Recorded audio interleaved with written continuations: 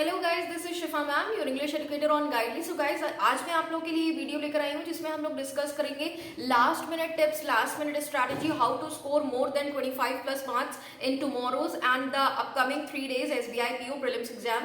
किस तरह से हम 25 प्लस स्कोर कर सकते हैं इंग्लिश सेक्शन में। तो देखो, अगर हम बात करें अभी तक जितने लोगों ने शिखर बैच में एनरोल किया था, नहीं भी एनरोल किया था, ओवरऑल हमने वहाँ पे स्ट्रैटेजी वाइज आप लोगों को ऑलरेडी कराया हुआ है। उससे बहुत स्टूडेंट्स को हेल्प मिली, बहुत स्टूडेंट्स को वो बेनिफिट हुआ।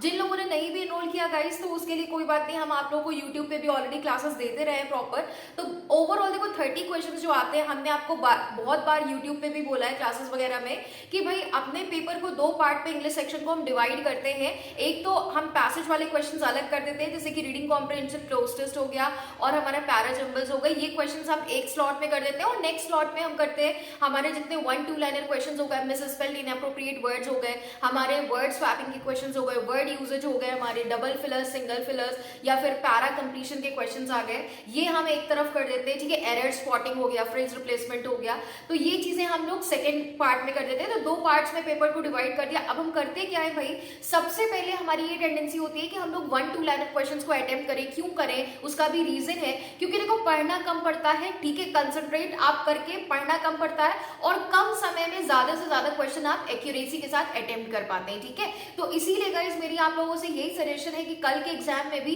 या जो अपकमिंग आपके 19 और 20 को जिन लोगों के एग्जाम है IBPS PO, SBI PO prelims के लिए, तो उसमें आप लोग गाइस क्या करेंगे, सबसे पहले 1-2 लाइनर अटेम्प्ट करेंगे। देन उसके बाद लास्ट में जो टाइम बचता है उसमें आप क्लोज टेस्ट, पैरा जंबल और फिर आरसी करेंगे। ठीक है, सबसे पहले क्लोज टेस्ट, देन उसके बाद आरसी एंड लास्ट में पैरा जंबल करेंगे।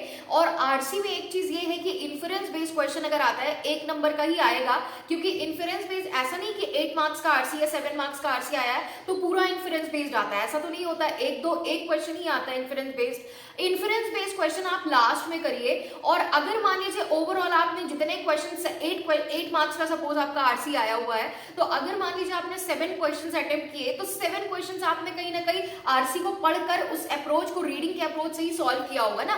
तो 8th क्वेश्चन जो है, तो जब आप 8 इन्फरेंस बेस्ड क्वेश्चन लास्ट में करोगे ना, तो होगा क्या कि ओवरऑल आरसी तो आप पढ़ चुके होगे ना, क्योंकि ऑलरेडी 7 क्वेश्चंस को अटेम्प्ट करने में हमने आरसी पढ़ लिया है। तो ओवरऑल हमें पता चल गया कि किस बारे में आरसी है, what the RC is all about, RC का जिस्ट क्या है, आरसी का समरी क्या है, किस बारे में आरसी हमें बता रहा है। ठीक है, और उसी के बेसिस पे हम इन्फ्रेंस वाला क्वेश्चन डील करते हैं। और अगर मान लीजिए आपके पास टाइम नहीं है, आपको लग रहा है कि नहीं आरसी वाला हम करेंगे, ये इन्फरेंस बेस्ड क्वेश्चन करेंगे तो हम नेगेटिव मार्क्स में जाएंगे, तो गाइस तो आई वुड सजेस्ट कि उस कंडीशन में अगर आपको 80% श्योरिटी नहीं है तो उस कंडीशन में आप ये क्वेश्चन को स्किप करिए। ठीक है, that's not a big deal. एक क्वेश्चन को स्किप कर दोगे, कुछ नहीं होगा।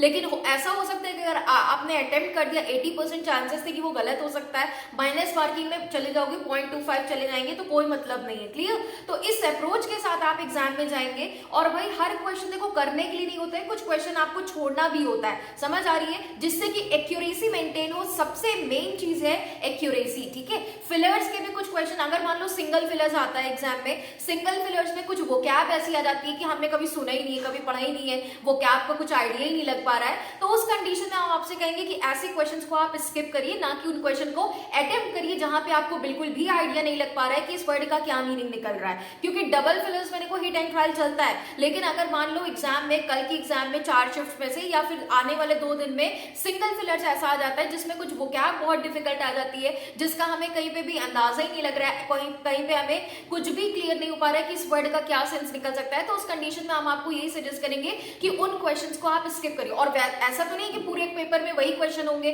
वो ऐसे क्वेश्चन सिर्फ 1 या 2 या 3 क्वेश्चन ऐसे होते हैं, तो उन क्वेश्चन को आप स्किप करोगे तो बेटर होगा, फिर भी आप 25 प्लस आराम से स्कोर कर ले जाओगे। समझ आ रही है, तो बिल्कुल दिमाग के साथ आपको पेपर को सॉल्व करना है और देखना है कि कौन सा क्वेश्चन ऐसे है जो डुएबल है। सबसे पहले डुएबल क्वेश्चंस को टारगेट करिए, 1-2 लाइनर क्वेश्चंस में भी डुएबल को टारगेट करो पहले। ठीक है, अगर मान लो वर्ड स्वैप आपने देखा, आपको लग रहा है हाँ वर्ड्स बहुत इजी है, हमें समझ आ रहा है सेंटेंस, हम स्वैपिंग पहले कर सकते हैं, तो सबसे पहले डू दैट। आपको फिलर्स देखते साथ लग रहा है कि नहीं फिलर्स में थोड़ा सा समझना ज्यादा पड़ेगा, तो इसको बाद में करेंगे। ठीक है, तो 1-2 लाइनर्स में भी एक अप्रोच के साथ चलना है। कल का पेपर जब आप देखोगे 4 शिफ्ट में या फिर अगले 2 दिन में जिन लोगों का एग्जाम है, तो आप लोग अपने माइंड का अप्रोच यूज करिएगा और 1-2 लाइनर में भी सबसे पहले वो क्वेश्चन करिएगा जो क्वेश्चन आपको देखते साथ लग रहा है कि फटाक से आंसर बन जाएगा, ठीक है। तो उन क्वेश्चन को पहले करोगे, ऐसे में होता क्या है, हमारा कॉन्फिडेंस बिल्डअप होता है। तो इंग्लिश सेक्शन में देखो अप्रोच हम वहां से रखेंगे जो सबसे इजी क्वेश्चन है, देखते साथ लग रहा है कि आंसर हम कर लेंगे, ठीक है।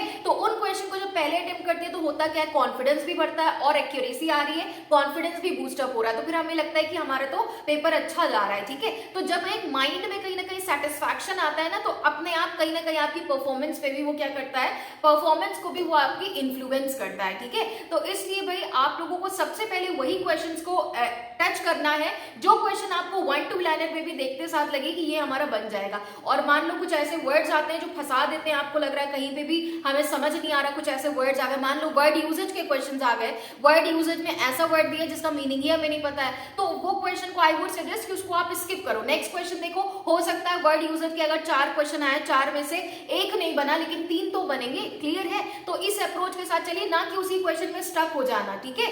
तो कुछ क्वेश्चन छोड़ने के लिए आते हैं, सारे क्वेश्चन अटेम्प्ट करने के लिए नहीं आते एग्जाम में, तो हो सकता है 4-5 क्वेश्चन ऐसे हो जो कि आपके थोड़ा सा मॉडरेट लेवल के ऊपर के भी हो सकते हैं, किसी शिफ्ट में ऐसा एज्यूम किया जा सकता है। तो वो क्वेश्चंस आपको स्किप करने के लिए होते हैं, ना कि उसको अटेम्प्ट करके नेगेटिव मार्किंग में जाने के लिए होते हैं, क्योंकि नेगेटिव मार्किंग है, ठीक है। और इंग्लिश में एक्यूरेसी बनाने का सबसे बेस्ट तरीका यही है कि जो क्वेश्चन आपको 80% लगे कि भाई हमसे नहीं हो पाएगा, नहीं बन पाएगा, तो आई वुड सजेस्ट कि उस क्वेश्चन को एक तुरंत से उसमें सोचने का वक्त मत लगाइए, उसमें टाइम मत वेस्ट करिए, तुरंत से आगे बढ़िए, उस क्वेश्चन को छोड़िए, ठीक है। और आगे हो सकता है आगे के जो 4-5 क्वेश्चन है वो इजी दिए हुए आपको, ठीक है। तो वो सिर्फ आपका कॉन्फिडेंस जो है वो डाउन करने के लिए ऐसे क्वेश्चंस बीच बीच में डाले जाते हैं, जैसे स्पीड ब्रेकर होता है ना, आप देखते हो उस तरह से करके, तो वो आपकी स्पीड को स्लो करने के लिए ऐसे क्वेश्चंस डाले जाते हैं भाई।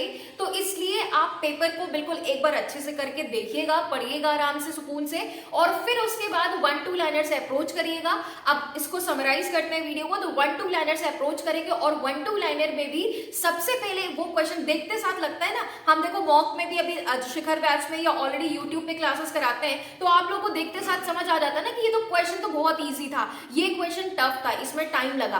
तो इस तरह से जब हम रेगुलर प्रैक्टिस कर रहे होते हैं, जब हम रेगुलर मॉक टेस्ट दे रहे होते हैं, तो हमें समझ आ रहा होता है कि ये क्वेश्चन हम कर पाएंगे, बना पाएंगे कि नहीं बना पाएंगे। तो तुरंत से देखते साथ हमें विद इन सेकेंड पता चल जाता है, और अगर हमें लग रहा है कि हम बना पाएंगे तब तो हम उसको कर रहे हैं, अगर नहीं लग रहा है तो उस पर जबरदस्ती का टाइम वेस्ट करने की, सोचने की जरूरत नहीं है। वो टाइम आप वेस्ट करोगे तो बाकी के क्वेश्चन आपके हो सकता है आगे के क्वेश्चन इजी हो और वो आपके छूट जाए। और ऐसा होता है स्टूडेंट्स के साथ कि मैम आगे के क्वेश्चन तो हमने देखे ही नहीं, शायद से वो इजी था, हम तो एक टफ क्वेश्चन में लेकर बैठ गए, उसमें टाइम वेस्ट कर दिया। तो ये चीज नहीं करना है। टाइम मैनेजमेंट के साथ साथ आपको एक्यूरेसी पर ध्यान देना है और ज्यादा से ज्यादा क्वेश्चन अटेम्प्ट करने के चक्कर में नेगेटिव मार्क्स में नहीं चले जाएं, ये चीज का आपको ध्यान रखना है। Clear guys? So all the best जिन जिन लोगों का कल एग्जाम है और आने वाले 2 दिनों में एग्जाम है, सबको ऑल द बेस्ट। अच्छे से करके आइएगा, कोई बहुत टेंशन लेने वाली बात नहीं है, बस बात होती है कि आप किस तरह से एग्जाम में करते हो, ओवरऑल किस तरह से आप लेकर चलते हो, ठीक है। टाइम के साथ साथ किस तरह से आप मैनेज कर पाते हो चीजों को, ये बड़ा चीज होती है। बाकी आता सब कुछ आपको है,